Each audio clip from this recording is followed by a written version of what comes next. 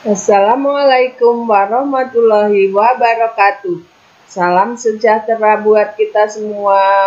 Kali ini kita belajar PKLH. Baiklah anak-anak, sebelum kita pelajaran dimulai, kita berdoa dulu agar kita semua selalu dalam keadaan sehat walafiat dan cepat hilang virus corona di Indonesia, di dunia ini ya anak-anak ya. Kita belajar pendidikan, kebersihan, dan lingkungan hidup bersama Bu Wiwi. Nah, kita tetap belajar di bab 2 yang ketiga ya anak-anak ya. Kompetensi dasar 3.3. Mengidentifikasi ciri-ciri tanah. 4.3 menyajikan hasil identifikasi mengenai ciri-ciri tanah. 3.4 menjelaskan cara memelihara tanah agar tetap subur.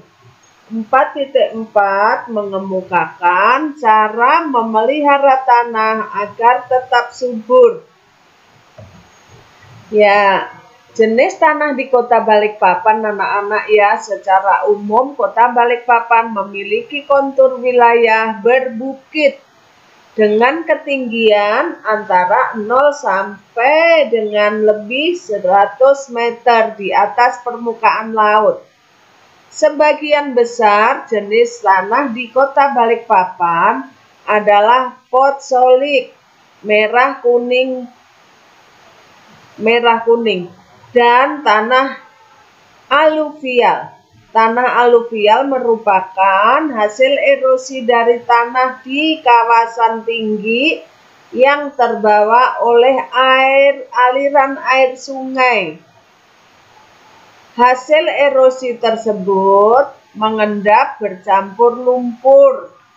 Jenis tanah ini memiliki kandungan mineral tinggi dan mudah menyerap air sehingga cocok untuk lahan pertanian. Beberapa jenis tanaman yang dibudidayakan di Balikpapan antara lain tanaman sayuran, sawi, kangkung, bayam, kacang panjang, terong, dan lain-lain. Sementara kalau tanaman buah, pepaya, jambu kristal, buah naga, nanas, salak, dan lain-lain. Nah, ini anak-anak contoh tanaman kangkung. Ini tanaman sawi, ini kacang panjang. Nah, ini pohon pepaya ya anak-anak ya. Ini jambu kristal. Ini pohon nanas. Husin Suwarno merupakan aktivis lingkungan di Kota Balikpapan yang peduli terhadap kondisi tanah, terutama di Teluk Balikpapan.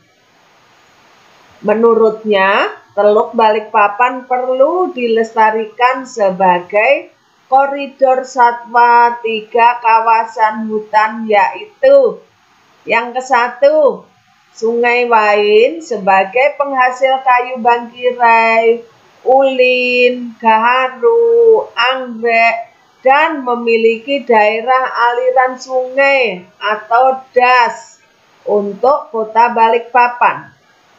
Yang kedua, Bukit Soeharto sebagai kawasan konservasi dan terkenal sebagai ekosistem hutan tropis dan juga hutan lindung penghasil segala macam kayu.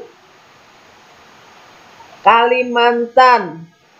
Yang ketiga, Gunung Meratus adalah gunung yang membelah antara Kalimantan Timur dan Kalimantan Selatan. Gunung Meratus sebagai penghasil beberapa obat tradisional antara lain pasak bumi, tapak barito, dan kayu manis, dan masih banyak lagi anak-anak. Nah, sekarang ciri-ciri tanah subur seperti ini anak-anak ya, tanah humus itu. 1. Memiliki kandungan hara yang tinggi. Yang kedua, memiliki lapisan humus yang tebal. Yang ketiga, memiliki kadar pH netral. Yang keempat, memiliki tekstur lempung. Yang kelima, terdapat organisme tanah. Yang keenam, cocok sebagai tempat hidup berbagai macam tanaman. Nah, kalau ini ciri-ciri tanah tidak subur, anak-anak. Sedikit vegetasi atau kesuburan. Kalau tadi kehitaman, kalau ini enggak, anak-anak ya, putih, agak kekuningan ya. Tidak kelihatan humusnya. Yang kedua, memiliki pH tidak netral. Yang ketiga, sedikit organisme tanah atau cacing biasanya anak-anak ya. Kemudian rendah humus dan teksturnya keras.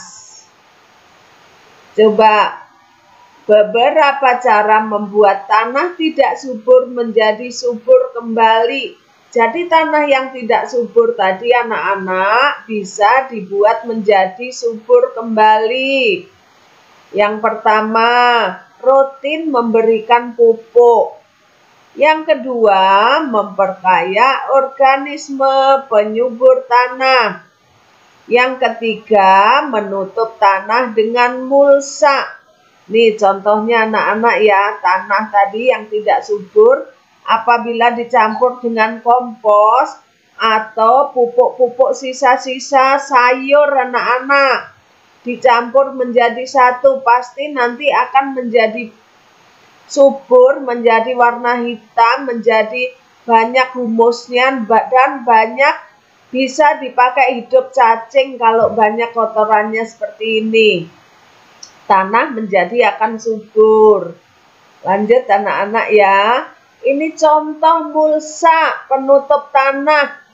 Tadi kan di sini dikatakan menutup tanah dengan mulsa. Nah, ini contoh mulsanya ya anak-anak ya. Mulsa itu seperti ini. Kalau tanaman kan sering ditutup dengan plastik seperti ini anak-anak ya. Bisa juga dengan ranting-ranting atau ini batangnya padi. Bisa juga dengan plastik yang lebar seperti ini. Dan bisa juga ini rumput-rumput yang sudah kering ditutupkan tanah. Misalnya seperti kebun. Ini kebun lombok dan kebun tomat. Itu bisa ditutup dengan rumput-rumput kering seperti ini. Nah, anak-anak, demikianlah pelajaran kita hari ini dengan tema subur tanahku. Akan kita lanjutkan pada tema yang akan datang.